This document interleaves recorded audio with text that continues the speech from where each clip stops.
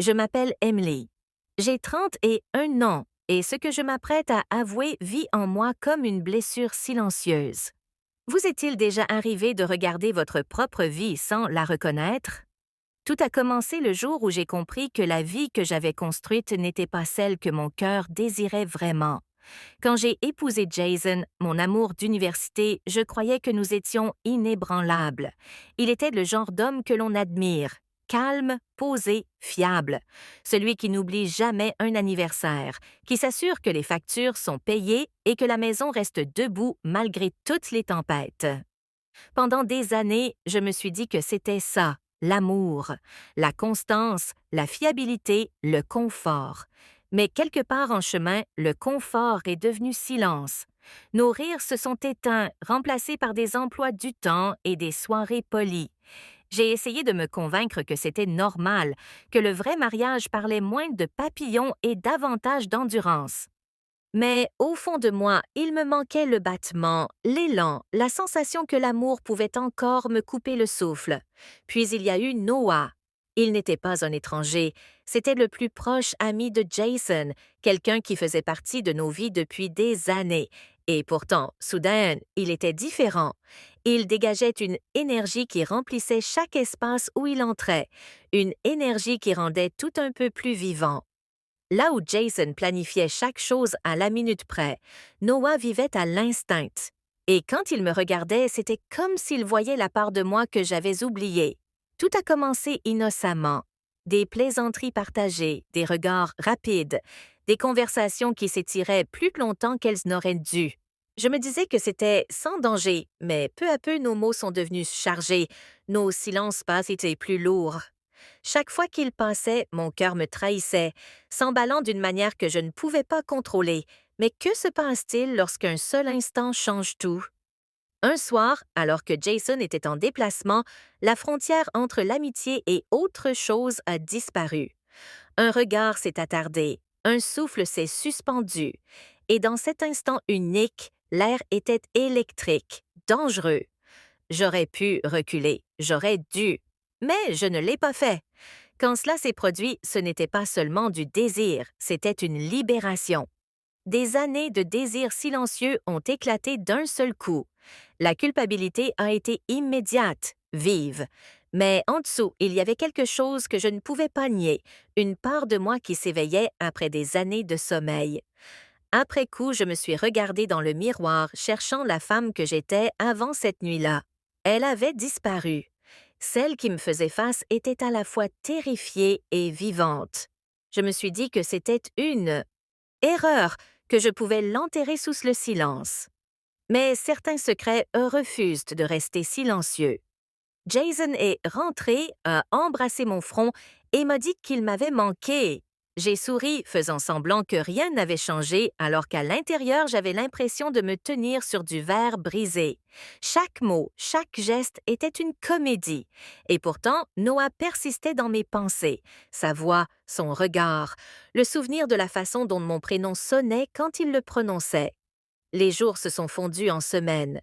J'ai essayé de prendre mes distances, de reconstruire les murs que j'avais brisés, mais les plus petites choses continuaient de les faire tomber. Un message inattendu, un bonjour échangé, la façon dont nos regards se retrouvaient dans une pièce bondée. À chaque fois, ma détermination s'effritait un peu plus. La culpabilité est devenue mon ombre. La nuit, tandis que Jason dormait à mes côtés, je revivais des moments que je n'aurais pas dû me rappeler.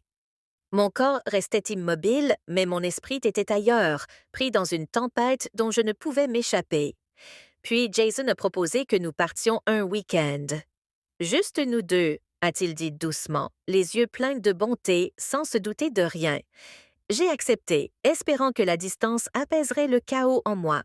Ce voyage a été à la fois une grâce et une punition. Loin de tout, j'ai vu Jason tel qu'il était vraiment, un homme qui m'aimait sans condition, qui avait bâti tout son monde autour de mon bonheur. Je l'ai regardé rire près du feu, me prendre la main, et je me suis demandé comment j'avais pu perdre de vue un amour pareil. L'espace d'un instant fugace, j'ai cru pouvoir revenir pleinement vers lui, que la tempête en moi pourrait se dissiper en calme. Mais quand nous sommes rentrés, Noah était là, Un seul regard et chaque fragile parcelle de contrôle que j'avais construite s'est effondrée. La vérité m'a frappé de plein fouet. Je ne pouvais plus vivre dans deux mondes. La sécurité silencieuse de l'amour de Jason et l'attrait sauvage et dévorant du toucher de Noah ne pouvaient pas coexister. L'un détruirait l'autre et tous deux me détruisaient lentement. Aujourd'hui, chaque matin pèse plus lourd. Le sourire de Jason porte une confiance que je ne mérite plus.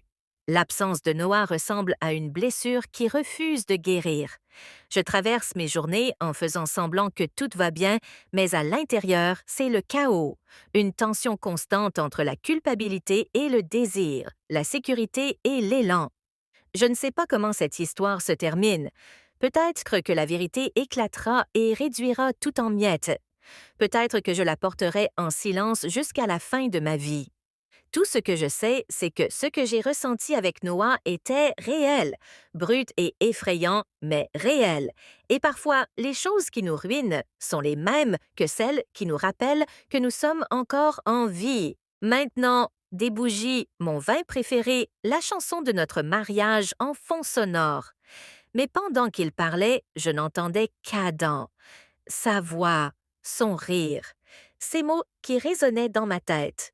Tu mérites plus, Rachel. J'ai souri tout le long du dîner, faisant semblant d'être présente, alors que mon cœur était ailleurs. Plus tard, quand Michael s'est endormi à mes côtés, je suis restée à fixer le plafond. La culpabilité m'a traversée comme une tempête. C'est à ce moment-là que j'ai compris la vérité. J'avais dit oui à tout, sauf à la seule chose qui comptait vraiment, l'honnêteté.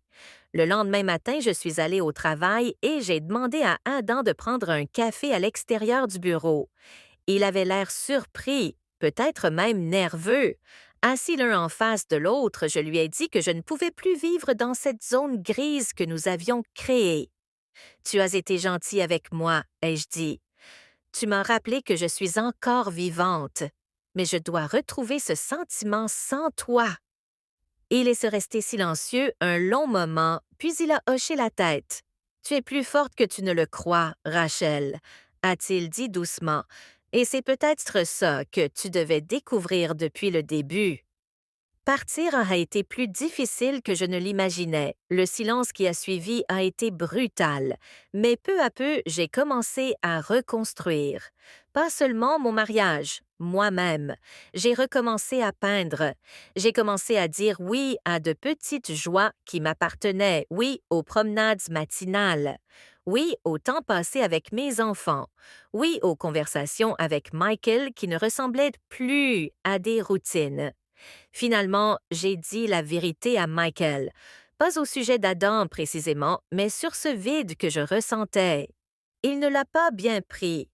Il y a eu des disputes, des larmes, de longues nuits de silence.